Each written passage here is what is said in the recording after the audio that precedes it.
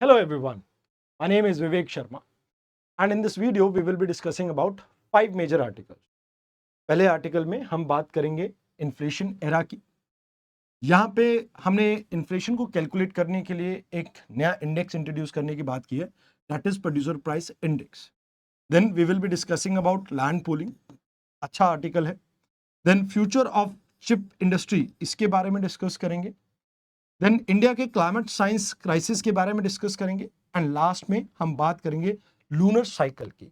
आइए बात करते हैं एक एक करके इन आर्टिकल्स की। देखिए, इंडिया के अंदर इन्फ्लेशन को मेजर करने के लिए अभी तक 2014 से हम यूज कर रहे थे कंज्यूमर प्राइस इंडेक्स, जहां पे आप रिटेलर यानी आपके और मेरे लेवल पे, कंज्यूमर के लेवल पे ये देखते हो कि इकोनॉमी में इन्फ्लेशन क्या चल रहा है।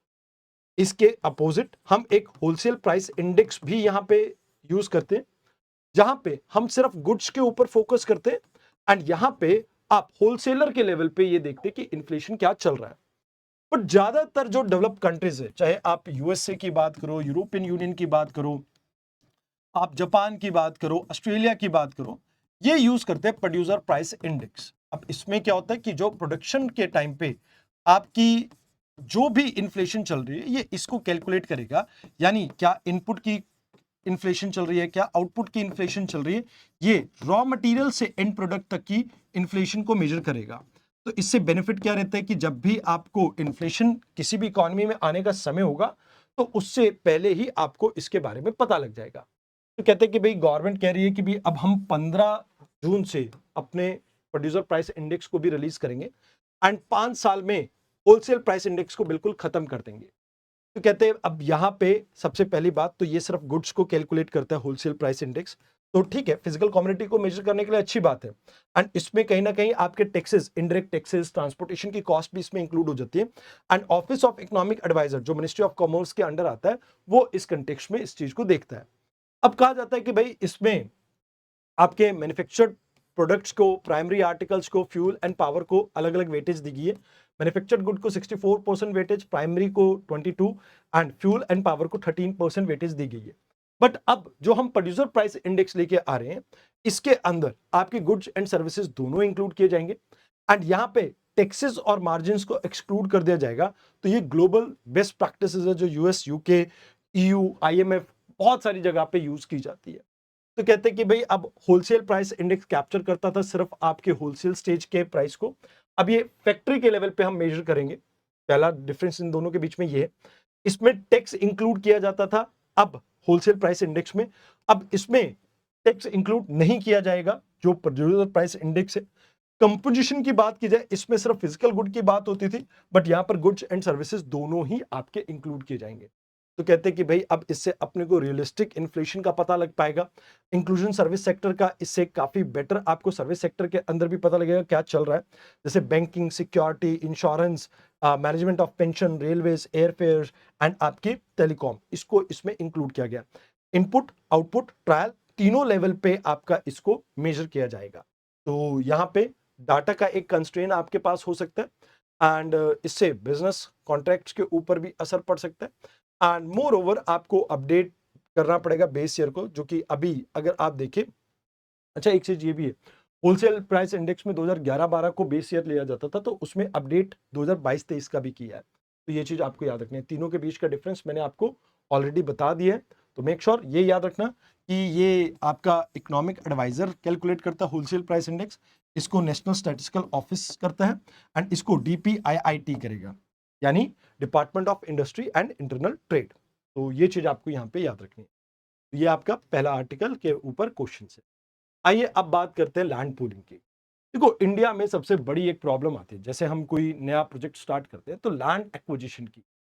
अब लैंड एक्विजिशन की कॉस्ट भी बहुत ज्यादा है और इसमें टाइम भी बहुत ज्यादा लगता है। जैसे फॉर एग्जांपल लेट्स से मैं एक सिटी बनाने की बात कर रहा हूं, इसका नाम रख देते हैं शर्मा जी की सिटी। मेरा नाम विवेक शर्मा है ना, तो शर्मा जी की सिटी, शर्मा सिटी। अब शर्मा सिटी के लिए मुझे चाहिए 100 एकड़ जमीन। अब प्रॉब्लम क्या है कि भाई लेट्स से यहां पे 80 एकड़ तो मैंने अक्वायर कर लिया, बट 20 एकड़ में अक्वायर नहीं कर पा रहा हूं। क्यों? क्योंकि ये लोग अपनी जमीन देना नहीं चाहते। अब दे भी रहे हैं, किसी ने सौदा कर लिया, बाद में मुकर गया। अब इसमें क्या होता है, बहुत लंबी लिटिगेशंस वगैरह चलती रहती है और इससे प्रोजेक्ट स्टॉल हो जाता है, मतलब 15-20 साल आपके प्रोजेक्ट की एक्चुअल में स्टार्टिंग में लग जाते हैं। अब किसी ने इसमें इन्वेस्ट कर रखा हो मेरे 100 एकड़ के प्रोजेक्ट में, तो कहीं ना कहीं उसका पैसा 15-20 साल तक अटका रहेगा और ये एक बड़ी प्रॉब्लम है। तो राजस्थान ने इसका एक बहुत स्मार्ट सोल्यूशन निकाला कि भी हम लैंड पूलिंग करते हैं, जो किसान अपनी जमीन, छोटी जमीन बेचना चाहते हैं वो हमें बेच दे। अब इसमें अलग अलग चीजें होंगी, जैसे 15% आपके जो 15 से 20% है रोड्स को और फिजिकल कनेक्टिविटी को दिया जाएगा। सोशल इंफ्रास्ट्रक्चर में जैसे park, schools, health care, open space के लिए 5 से 10%, अफोर्डेबल हाउसिंग को 5% एंड लैंड बैंक मोनेटाइजेशन के लिए 10 से 15%। ये सब यहाँ पे होगा ताकि उस एरिया की ओवरऑल वैल्यू इंक्रीज हो जाए। अब जैसे इसमें क्या होगा, जैसे मान लो आपने 1 एकड़ जमीन दी, तो उस 1 एकड़ जमीन के बदले में मैं आपको पैसा नहीं दूंगा, मैं उस प्रोजेक्ट में आपको प्लॉट दे दूंगा। जैसे मान लो 2 500 गज के प्लॉट दे दिए और एक शॉप दे दी। तो यहां पे लैंड पूलिंग स्कीम क्या है कि जहां पे आप ओनर वॉलंटरी सरेंडर करते हैं अपने फ्रेगमेंटेड लैंड्स को, एंड यहां पे एक कलेक्टिव लैंड बनाया जाता है और उसके लिए एक मास्टर प्लान लेआउट किया जाता है। अब इसमें टाउन प्लानिंग स्कीम में ये रहता है कि भाई आपके एक स्टैट्यूटरी रहता है और उसमें स्ट्रक्चर्ड मैनिफेस्टेशन जब लैंड पूलिंग की होती है तो उसमें इंफ्रास्ट्रक्चर जो भी क्रिएट होता है, तो आपके जो भी ओवरऑल कॉस्ट है वो उस लैंड की इंक्रीज हो जाती है। तो ये चीज आपको यहाँ पे देखने को मिलता है। तो लैंड पूलिंग कहीं ना कहीं टाउन प्लानिंग और उसके लिए काफी इंपॉर्टेंट हो सकते हैं, क्योंकि अभी तक हम जो जमीन एक्विजिशन करते थे, लैंड एक्विजिशन, उसमें बहुत सारी प्रॉब्लम्स देखने को मिलती थी। तो कहते हैं कि भाई इसमें पहले आपको क्या चैलेंजेस देखने को मिलते थे कि भाई कॉस्ट बहुत ज़्यादा रहती थी, फाइनेंशियली अनवाइबल हो चुके कि अब लैंड एक्विजिशन करना, एंड कहीं ना कहीं यहाँ पे कंटेस्ट करने में टाइम और लीगल बैटल्स में टाइम बहुत ज़्यादा खराब हो जाता था। हमारे पास मैनुअल रिकॉर्ड लैंड का मेंटेन करना हमारे लिए अभी भी एक बड़ा टास्क है। क्लैरिटी नहीं रहती थी कि किसका क्या रोल है, एंड मोर ओवर 15 से 20 साल इसी में निकल जाते थे, लोग वेट करते रहते थे, डिस्प्यूट्स आते थे ज्वाइंट प्रॉपर्टी के ऊपर, वो भी एक प्रॉब्लम रहती थी इसमें। तो कहते हैं कि भाई अब जैसे ये सारी प्रॉब्लम का सोल्यूशन एक है कि अब लैंड पूलिंग स्टार्ट हो जाए, तो इसमें 25 से 40% जो है लैंड इंफ्रास्ट्रक्चर को जाएगा और बाकी रिकॉन्स्टिट्यूट करके आप लोगों के जो प्रोजेक्ट्स वगैरह है, जो डेवलपमेंट वगैरह है, उसको इसमें इंक्लूड कर दोगे। तो कहते हैं कि भाई गुजरात का एक मॉडल है जहां पर 1976 में गुजरात ने क्या किया था कि यहाँ पे एक separate physical possession from financial dispute जो है उसको यहाँ पे स्टार्ट किया था, ताकि इंफ्रास्ट्रक्चर के प्रोजेक्ट्स को आप जल्दी से इंप्लीमेंट कर सको। एंड ऐसा ही अमरावती और दिल्ली का भी अलग अलग आपके मॉडल देखने को आपको मिल जाते हैं। तो ये चीजें हैं जो आपको याद रखना है। बट इसमें सबसे इंपॉर्टेंट बात है कि आने वाले समय में लैंड डिस्प्यूट्स को, लिटिगेशंस को अगर कम करना है तो 100% लैंड रिकॉर्ड डिजिटलाइजेशन करने की जरूरत है। इंस्टीट्यूशनल फ्लेक्सिबिलिटी की यहाँ पे जरूरत है कि भाई यहाँ पे जरूरी नहीं है कि आप सिर्फ एक यही चीज करो, आप इसके अलावा फ्लेक्सिबल फाइनेंशियल मॉडल को भी यूज कर सकते हो अपने अपने अकॉर्डिंगली। जैसे तमिलनाडु, मध्य प्रदेश, दिल्ली, इनके काफी अच्छे मॉडल्स हैं, तो कुछ ऐसे ही मॉडल्स को आप रिप्लिकेट कर सकते हो। आइए अब बात करते हैं इंडिया की चिप इंडस्ट्री की। तो नीति आयोग ने अभी फ्रंटियर टेक हब करके एक आपका पेपर रिलीज किया, जिसमें पेपर का नाम था future of India semiconductor industry. कहते हैं कि भाई ये बात तो सच है कि भाई बिना सेमीकंडक्टर्स के आप आज की डेट में देश नहीं चला सकते, क्योंकि सेमीकंडक्टर एक सिंपल चिप नहीं है। आप ये मान के चलो कि ये ब्रेन है आपकी सभी इलेक्ट्रॉनिक डिवाइसेस का। अब इसमें चाहे आपका स्मार्टफोन हो, मेडिकल डिवाइसेस हो, चाहे आपके बड़े बड़े डिफेंस इक्विपमेंट्स हो, तो कहते हैं कि भाई यहाँ पे आपके सेमीकंडक्टर्स क्या होते हैं।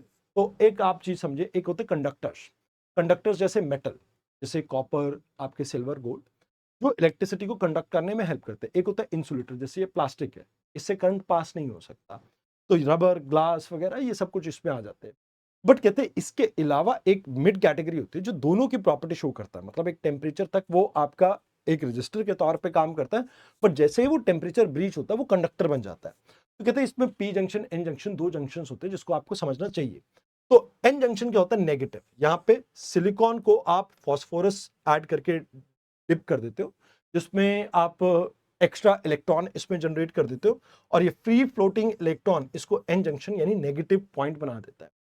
पी जंक्शन यानी पॉजिटिव, यहाँ पे सिलिकॉन को आप बोरोन के साथ मिक्स करते हो, डोप करते हो, और यहाँ पे आपके होल लाइक स्ट्रक्चर क्रिएट होता है जो कि पॉजिटिव का काम करता है। और ये पी एंड एन जंक्शन आपके गेटवे का काम करता है, जिसके थ्रू ये ट्रांजिस्टर्स वगैरह आपके बनते हैं। तो कहते हैं कि भी अभी इंडिया के अंदर, धुलेरा के अंदर हम एक प्रोजेक्ट स्टार्ट कर रहे हैं, पर 2028 तक ये फोर्स में नहीं आने वाला। मोर ओवर अभी भी हमारी इंपोर्ट डिपेंडेंसी तो है ही है ही। अब कहते हैं जब वो स्टार्ट भी हो जाएगा तो उसके भी काफी टाइम बाद तक आपका प्रोडक्ट नहीं निकलेगा और प्रोडक्ट की टेस्टिंग में भी टाइम लगेगा। तो 5 से 7 साल का आपका गेस्टेशन पीरियड है और तब तक हमारी इंपोर्ट डिपेंडेंसी बनी रहेगी। तो कहते हैं कि भी लॉन्ग गेस्टेशन पीरियड है, नेशनल सिक्योरिटी का मैटर है, तो आप ये मान के चलो कि स्पेशलाइज्ड इक्विपमेंट्स आप बात करें तो सबसे पहली दिक्कत क्या आने वाली है आपको कि भाई आप जब इन चीजों की मैन्युफैक्चरिंग स्टार्ट करोगे चिपसेट की, तो आपको 50 से ज्यादा स्पेसिफिक मशीन्स चाहिए। अब ये मशीन्स अलग अलग कंट्रीज के पास है, तो क्या वो कंट्री आपको वो मशीन्स प्रोवाइड करेगी, ये एक देखने वाली बात है। फिर उसके बाद फैब कंस्ट्रक्शन करनी पड़ेगी, आपके पास कमर्शियल प्रोडक्शन को आपको फोकस करना पड़ेगा, एंड देन पोस्ट प्रोडक्शन आपके टेस्ट होंगे और उसके बाद आपकी चिपसेट बनेगी। तो कहते हैं बहुत लंबा समय इसमें लगने वाला है। तो इसमें अभी हम 76,000 करोड़ इन्वेस्ट कर रहे हैं और भी बहुत सारा पैसा, यानी 40 से 50 बिलियन डॉलर लग जाएगा इस पूरे इकोसिस्टम को आप कह सकते हो कि इंप्लीमेंट करने में। तो कहते हैं कि भाई आपकी स्टेट इस खर्चे को, बर्डन को नहीं उठा सकती है। तो कहा जाता है कि भाई अगर हमें चाहिए कि भाई हम अपनी इकोनॉमिक रेजिलियंस बनाएं, तो उसके लिए बहुत जरूरी है। जो प्रोटोकॉल सेफगार्ड के लिए भी हमारे लिए बहुत जरूरी है, बिकॉज आने वाले समय में अगर हमारा कोई भी डिस्प्यूट होता है तो उसके अंदर अगर मिलिट्री हार्डवेयर को किसी ने देने से मना कर दिया तो प्रॉब्लम हो जाएगी। तो इस वजह से एक्सटर्नल शॉक से बचाने के लिए भी बहुत जरूरी है। और कहते हैं कि भाई अगर इंडिया के अंदर एडवांस कैपेबिलिटी को बिल्ड करना है तो अपने को सर्विस के ऊपर बहुत ज्यादा फोकस कर लिया हमने। अब सर्विस के साथ साथ मैन्युफैक्चरिंग के ऊपर फोकस करो, और इसके लिए सेमीकंडक्टर्स या मटेरियल साइंस के अंदर लोगों को इंजीनियरिंग करनी चाहिए, स्पेशली आईआईटीज और जो आपके ऑल इंडिया इंजीनियरिंग इंस्टीट्यूट को जो सिलेबस को मैनेज करते हैं, उनको ये जरूरी है कि भाई इस करिकुलम्स में चेंज करें जिसमें इस तरह की चीजों को हम स्ट्रेंथन करें, जिससे डोमेस्टिक वर्कफोर्स क्रिएट होगी, और वर्कफोर्स क्रिएट होगी तो इससे जॉब भी क्रिएट होगी। तो कहीं ना कहीं यहाँ पे आप यही याद रखना, 76,000 करोड़ से हम ऑलरेडी इंडियन सेमीकंडक्टर मिशन को लॉन्च कर चुके हैं। एंड यहाँ पे आपकी दो तरह की चीजें हैं, एक तो जैसे हम स्टूडेंट्स और एकेडमिक्स को भी इसमें कुछ पैसा प्रोवाइड कर रहे हैं ताकि वो रिसर्च करें, उसके साथ साथ इंडस्ट्रीज को प्रोडक्शन के ऊपर भी यहाँ पे हम कुछ बेनिफिट दे रहे हैं। डिजाइन, टेस्टिंग और एकेडमिक्स सपोर्ट के लिए यहाँ पे अलग अलग पैकेज यहाँ पे इंश्योर किए गए हैं। ये चीजें हैं जो आपको इस आर्टिकल में याद रखनी थी। बट इसमें वे फॉरवर्ड में सबसे इंपॉर्टेंट बात यह है कि सिर्फ गवर्नमेंट सेक्टर से ये काम नहीं चलेगा। तो यहाँ पे हमें सेमीकंडक्टर के अंदर प्राइवेट सेक्टर का भी पार्टिसिपेशन चाहिए। ग्लोबल अलायंस जैसे European union, south Korea, US, Japan, इनके साथ हमें अपनी पार्टनरशिप और बेटर करनी होगी ताकि हम एक ट्रस्टेड कोलैबोरेशन पार्टनरशिप को बिल्ड कर सके। मोर ओवर हमें यहाँ पर हार्नेस करना होगा एआई, ताकि लाइक आप ये कह सकते हो कि हम सॉवरन डिजाइन्स को बिल्ड कर सके। अब जैसे अभी क्या चिपसेट की मैन्युफैक्चरिंग के अंदर हमारे पास इंटेलेक्चुअल प्रॉपर्टी राइट नहीं है, तो हम दूसरी कंट्री के ऊपर डिपेंडेंट है कि वो अपने इंटेलेक्चुअल प्रॉपर्टी राइट को हमें बनाने के लिए अलाउ करेंगे कि नहीं। तो हमें खुद से डिजाइन क्रिएट करना होगा। एंड एडवांस पैकिंग की बात की जाए तो हमें सेमीकंडक्टर पैकेजिंग के अंदर इंपोर्ट सब्स्टिट्यूशन के ऊपर फोकस करना होगा। फुल फैब्रिकेशन आपकी बहुत कॉम्प्लेक्स है, बट आप ये कह सकते हो कि थोड़ी लेस आपकी एक्सपेंसिव है, तो इसके ऊपर भी हम फोकस कर सकते हैं। तो ये चीजें हैं जो आपको ध्यान। अब बात करते हैं इंडिया के क्लाइमेट साइंस की। देखो अभी आज की डेट में क्या प्रॉब्लम चल रही है, climate change is a reality, और इसको जैसे टेम्परेचर हो, रेनफॉल हो, इनको मेजर करने के लिए हमें डिवाइसेस चाहिए होते हैं। अब डिवाइसेस ज्यादातर जो आ रहे हैं वो आ रहे हैं विदेश से। तो यहां पर इंडिया के क्लाइमेटिक साइंटिस्ट जो है, क्लाइमेट साइंटिस्ट, इन्होंने कहा कि भाई मेगा विजन 2035 के अंदर एक रिपोर्ट इन्होंने पब्लिश की क्लाइमेट रिसर्च को लेके, और उसमें इन्होंने कहा कि भाई इंडिया अब अपनी खुद से ये इंस्ट्रूमेंट बनाने की कैपेसिटी खो चुका है, और हम इंपोर्टेड इंस्ट्रूमेंट्स के ऊपर डिपेंडेंट है जो कि अनकैलिब्रेटेड है, जो इंडिया के कंटेक्स्ट में ठीक नहीं है। तो कहते हैं कि भाई हिस्टोरिकली हम क्या करते थे, खुद से कहीं ना कहीं एक लाइक ये डिवाइसेस वगैरह बनाते थे और रिकॉर्ड हमारा ठीक था।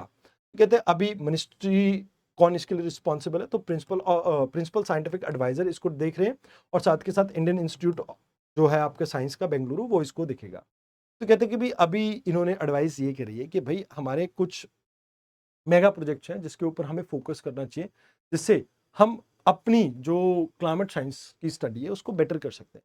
तो कहते हैं सबसे पहली बात तो ये कि हम खुद से डिवाइसेस बनाना भूल चुके हैं। यूएस, चाइना, यूरोपियन यूनियन, इनसे हम डिजाइन्स को इंपोर्ट करते हैं। तो पहली बात तो ये है कि मैन्युफैक्चरिंग हमें इंडिजिनस करनी पड़ेगी। दूसरी बात, डाटा इनएक्यूरेसी की, क्योंकि ये जो इंपोर्टेड मशीन्स हैं वो इंडियन कंटेक्स के हिसाब से डिजाइन नहीं है, तो इस वजह से इसमें कुछ प्रॉब्लम रहती है। तो कहते हैं कि भाई जेम की प्रोक्योरमेंट की बात की जाए तो जेम प्रोक्योरमेंट में आप L1 को यहाँ पे अलाउ करते हो, बट L1 इंपोर्ट करके लाता है, तो वो एक प्रॉब्लम यहाँ पे देखने को मिलती है। एंड अगर इंडिजिनस कोई बना भी लेता है तो ब्यूरोक्रेटिक रेटिपिज्म की वजह से, क्वालिटी वगैरह की वजह से, कभी कुछ चीजों की वजह से उन्हें डिनाई कर दिया जाता है। तो कहते हैं कि भाई यहाँ पे अपने को अपनी साइंटिफिक ऑटोनॉमी को अगर वापस से बिल्ड करना है तो इन डिवाइसेस को खुद से बिल्ड करना स्टार्ट करना होगा, जिससे हम क्लाइमेट को ट्रैक कर पाएंगे एंड एक्यूरेसी को अपनी इंप्रूव कर पाएंगे, जिससे टाइमली एक्शन ले पाएंगे। More over socio economic safeguard के लिए ये बहुत ज्यादा जरूरी है। जैसे आपके यहाँ पे अगर हम बात करें तो हमारे यहाँ पे एक चीज देखने को मिलती है कि भाई कई इंडस्ट्रीज के ऊपर हम फाइन लगाते हैं कि भाई आपने पोल्यूशन किया एंड ऑल। तो कहते हैं कि भाई उस फंड को आप अगर यूज कर लो इन इक्विपमेंट्स को डिजाइन करने के लिए तो ये आपके लिए काफी बेटर हो सकता है। तो कहते हैं कि भाई गवर्नमेंट ने आत्मनिर्भर भारत इनिशिएटिव स्टार्ट किया, अब उसके अंदर हमें स्पेसिफिकली इन इंस्ट्रूमेंट्स के ऊपर भी फोकस करना चाहिए। जेम की पॉलिसी के अंदर कुछ चेंजेस लेके आने चाहिए जहां पर कंप्लायंस को आप थोड़ा रिड्यूस कीजिए। एंड मोर ओवर यहाँ पे ये कहा जाता है कि भाई आप सबसे पहले तो R&D को इंप्रूव कीजिए, और R&D में जो प्रोक्योरमेंट सिर्फ इन चीजों के लिए किए जा रहे हैं उन चीजों को आप अलाउ कर सकते हो। मेगा प्रोजेक्ट्स को आप फंडिंग प्रोवाइड करो, जहां पे 8 स्टेप्स के अंदर आप कैसे इंडिया को सेल्फ रिलायंट बना सकते हो उसके ऊपर आप यहाँ पे वर्क करें। तो ये चीजें हैं जो आपको यहाँ पे याद रखनी है, और ये प्री और मेंस का आपके आर्टिकल। आइए अब बात करते हैं अगले आर्टिकल, ब्लू मून। जब एक ही महीने के अंदर 2 बार फुल मून आ जाए तो ब्लू मून कहा जाता है। अब ऐसा कैसे पॉसिबल है? देखो, अगर हम बात करें मून की रेवोल्यूशन की तो हम 2 तरह से देखते हैं, एक धरती से, ठीक है जी। अगर हम बात करें जब हम धरती से देखते हैं तो मून लगभग 29 दिन 53, आप ये कह सकते हो कि घंटों के अंदर 29 दिन, हाँ 29 दिन लगभग 0.53 डेज, इतने में अपनी एक रेवोल्यूशन अर्थ के अराउंड पूरी करता है। तो इसे लूनर मंथ कहा जाता है अर्थ के अकॉर्डिंग। अब इसे साइनोडिक मंथ कहा जाता है। अब साइडेरियल मंथ भी होता है। साइडेरियल मंथ क्या होता है? अगर आप किसी तारे से मून की सर्कुलेशन को देखोगे, अर्थ के आसपास रेवोल्यूशन को देखोगे, तो वो लगभग 27 दिन 32 वो है दिन है, 0.32 दिन है। तो कहते हैं जब आपके ये दोनों चीजों को आप देखते हो तो 2 दिन का इसमें गैप है, और ये 2 दिन किस तरह लगते हैं? मून को सन और अर्थ के बीच में एग्जैक्ट पोजीशन में आने में। मतलब यहां पे अगर आप देखें तो अर्थ जो है जब अपनी चक्कर काट रहे सन के इर्द गिर्द, तो अर्थ की और मून की पोजीशन और अर्थ और सन की पोजीशन वो चेंज हो जाती है, तो उस वजह से वो एडजस्टमेंट के लिए 2 दिन लगते हैं। तो कहते हैं कि भाई जब ऐसा होता है तो ऐसे कलर में, मतलब ऐसे केस में ये नहीं कि मून ब्लू कलर का हो गया। कहते हैं कि भाई अपने यहां पर जो मंथ है वो 30 से 31 दिन का होता है, एंड रफली अगर आप देखें जब एक ही उसके अंदर 2 बार फुल मून आ गया, तो इस चीज को, एक मंथ के अंदर जब 2 बार फुल मून आता है, इस चीज को हम क्या कह देते हैं? Blue moon. बस इसके बारे में आपको इतना ही ध्यान में रखना था। साइजली ये आपका डायग्राम है जो आपको ये बताता है कि भाई एक्चुअल में क्या चल रही है। तो आज के डिस्कशन में इतना ही, धन्यवाद।